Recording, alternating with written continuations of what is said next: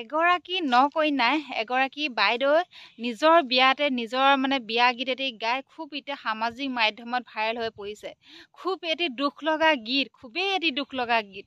নিজৰ বিয়া যিগৰাকী কইনাই নিজৰ ঘৰখন মা দেউতাক এৰি মানে বেলেগ এখন ঘৰলৈ গুচি যায়, যিহেতু নিজৰ ঘৰখনৰ নিচিনা কেতিয়া হ'ব নোৱাৰে, সেইখন ঘৰ এৰি তেওঁলোকে আন এখন ঘৰলৈ গুচি যায়। সেইটো মুহূৰ্তত এটা খুব দুখ লগা মানে বিষয়, দুখ লগা এটা দৃশ্য।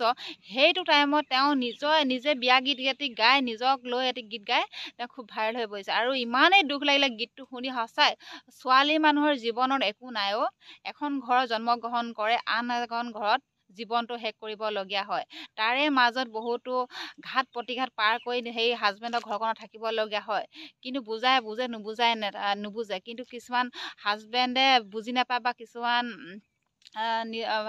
শাহু শহুৰে বুজি নাপায় ছোৱালীজনীক, যে আন এখন ঘৰৰ ছোৱালী আমি কেনেকৈ ৰাখিব লাগে কি নাই, সেইখিনি বুজাটো বহুতো দৰকাৰী। মানে বহুত দেখিছোঁ, মানে চব তেনেকুৱা নহয়, চবক কোৱা নাই, চব তেনেকুৱা নহয়। তাৰো মাজত কিছুমান এজন দুজন আছে লোকৰ ছোৱালীজনীক খুব অত্যাচাৰ কৰে বা দেখিব নোৱাৰে, নিজৰ ছোৱালীজনীক মৰম কৰে।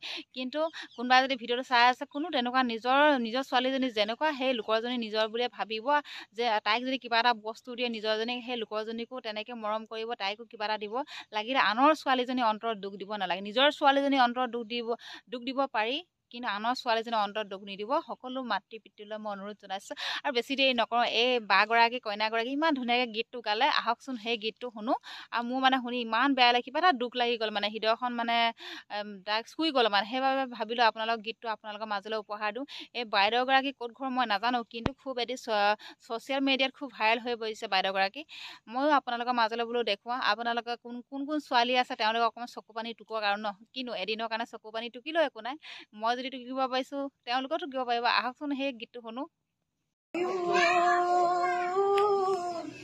তই হেনো মোক বিয়া দিবলৈ সৰুৰ পৰা তুলি তালি কৰিলি ডাঙৰ, সৰুৰ পৰা তুলি তালি কৰিলি ডাঙৰ, আদবলি মাত মোক কিমানে পাহৰ, আদবলি মাত মোক কিমানে পাহৰ।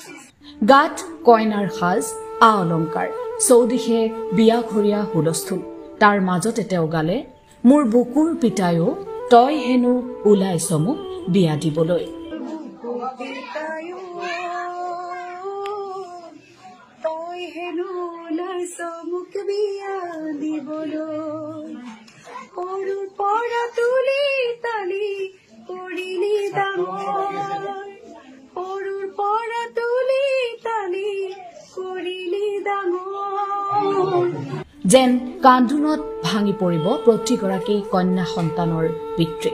জন্মৰ পৰা তুলি তালি ডাঙৰ দীঘল কৰাৰ পিছত আন এখন ঘৰত গতাই দিবলগীয়া এই পৰম্পৰাই সঁচাকৈয়ে আৱেগিক কৰি তোলে সকলোকে।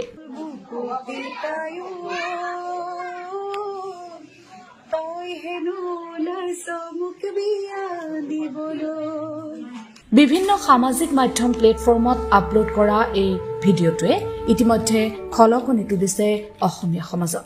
সুললিত কণ্ঠেৰে নিজৰ বিয়াৰ দিনা এই গীত নিগৰাই এতিয়া যেন অসমীয়া ৰাইজক কন্দুৱাইছে এইগৰাকী কইনাই। আপুনিও যদি এগৰাকী কন্যা সন্তানৰ পিতৃ বা মাতৃ, তেন্তে নিশ্চয় এই মুহূৰ্তত আপোনাৰ চকুটো বিৰিঙিছে এটোপাল চকু পানী।